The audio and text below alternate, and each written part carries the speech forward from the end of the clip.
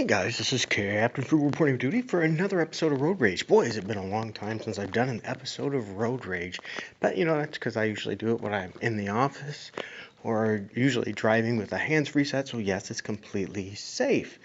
But with that said, I've been working from home for a long time. I would like to keep that going as much as possible, to be honest, because I love working in my home office. But with that said, I wouldn't have as many of these Road Rage episodes. So today I want to talk about the Kevin Smith busted lying. Yeah, I know you've probably heard about this a lot already, but let me give you my take on it. First of all, I liked a lot of early Kevin Smith stuff, so this isn't a hate Kevin Smith. I'm not a big fan of some of the really dirty humor and constant bad language, but I do find his movies entertaining and often quite funny. So with that said, this isn't I hate Kevin Smith. No, actually, and even in earlier days of Kevin Smith, he seemed a little bit more anti-Hollywood, a little more real. But now, you know, as he's worked his way into it, he seems to be just part of the shill. And here's the whole thing. I mean, first of all, the He-Man now, the Masters of the Universe. Whew, okay. I'll get into my thoughts on that in a moment. So just bear with me there. Once again, no hatred there. Clownfish TV and a lot of other sources too started saying, hey, we think this is going to be a bait and switch. This He-Man, the Masters of the Universe, is not actually going to be about He-Man. It's going to be about Teela. And boy, did Kevin Smith go on the defensive about that. And he even called him out and everything else. He was very passive aggressive. And that was just sort of shameful. Maybe they think, well, okay, give Kevin Smith some clout there. He's been pretty good before. He's done a lot of great things on social media and things like that.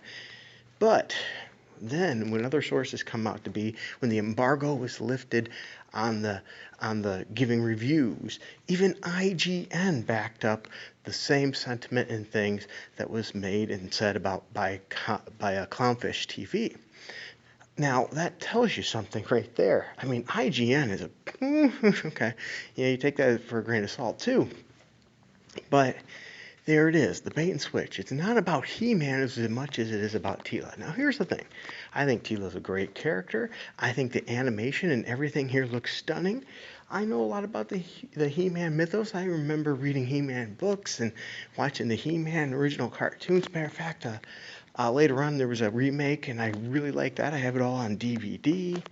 You know, just some really good, interesting characters and things that can be done there. I always found Skeletor really awesome. Matter of fact, not too long ago, Little Frugal, I had him sit down and watch one of the remake ones with me, and he thought Skeletor was cool. He always tends to gravitate towards the bad guys. He loves Doctor Doom. He loves Stormtroopers.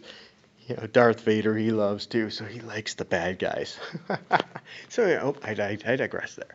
So anyway, getting back on subject there. So Kevin Smith went all out. This wasn't a bait and switch, but it ended up being, well, that's pretty much what it is. He-Man's taking a back seat in his own show. Now, I'm not saying the show is going to be bad. I'm not saying that at all. Matter of fact, I think it looks pretty good, and I'm going to give it a shot. It's a shame to see He-Man in the background of his own show, but here's what I think would have been a better idea if this is the case. Why not have a more traditional first season?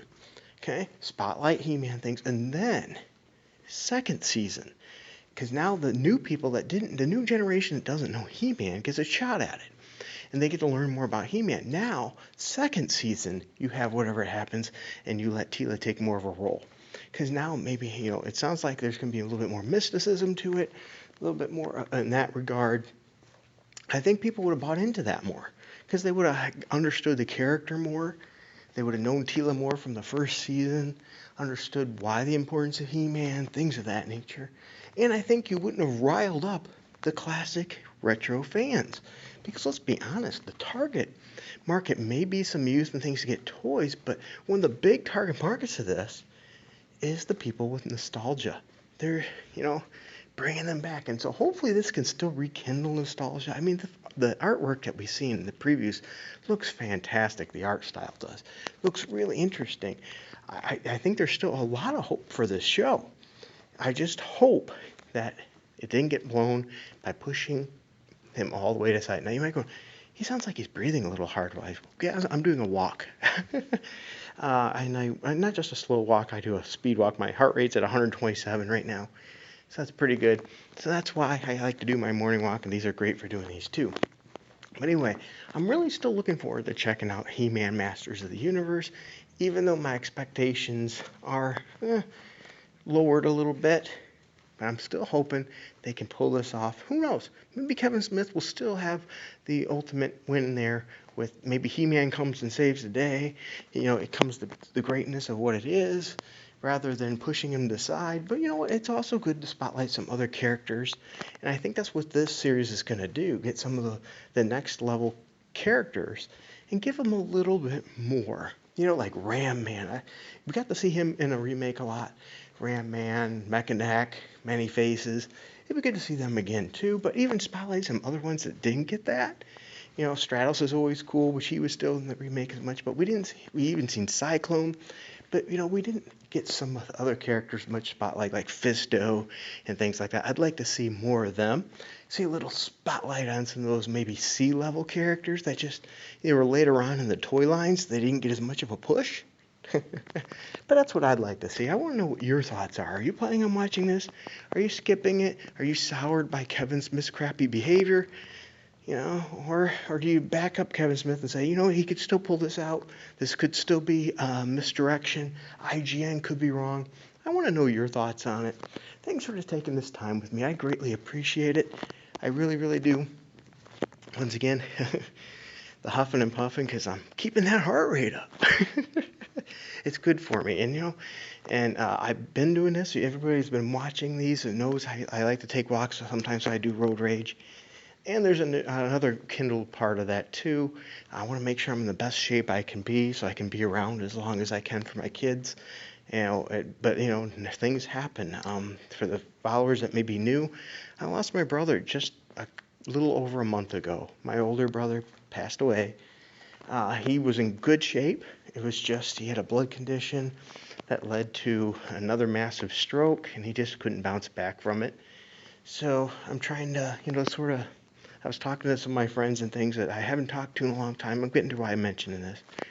And it reminded me, there's friends I hadn't talked to in a long time. Make sure you contact them, see how they're doing.